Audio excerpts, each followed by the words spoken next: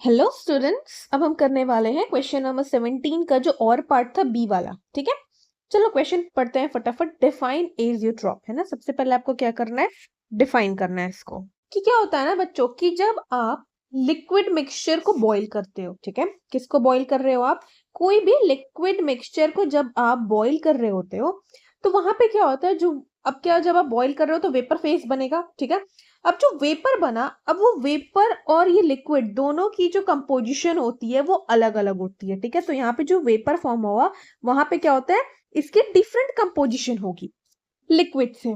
ठीक है, लेकिन कुछ स्पेशल केस होता है जैसे कि एजियोट्रॉप। इसमें क्या होता है, लिक्विड एंड वेपर फेज दोनों का सेम कंपोजिशन होता है।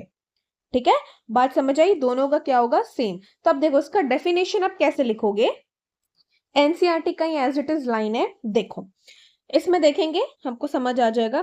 सम liquids on mixing form azeotrope. ठीक है, ये दोनों क्या होते हैं, binary mixture. What is binary mixture, जिसमें दो, बाइनरी मींस टू, है ना, दो चीज आप मिला रहे हो। Okay, having the same composition in liquid and vapor phase and boil at a constant temperature।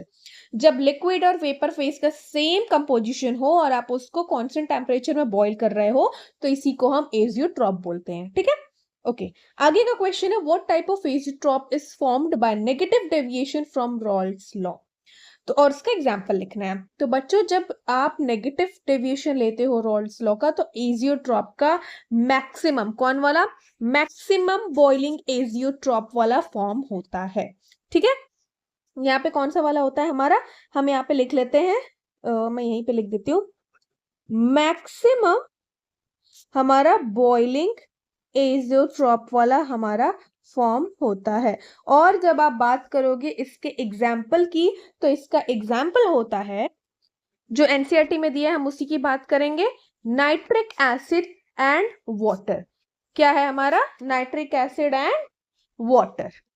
ठीक है, एंड नाइट्रिक एसिड इज कितना होता है, नाइट्रिक एसिड हमारा 68% होता है एंड वाटर हमारा 32% होता है। ठीक है, आई होप आपको समझ आया होगा। Thank you.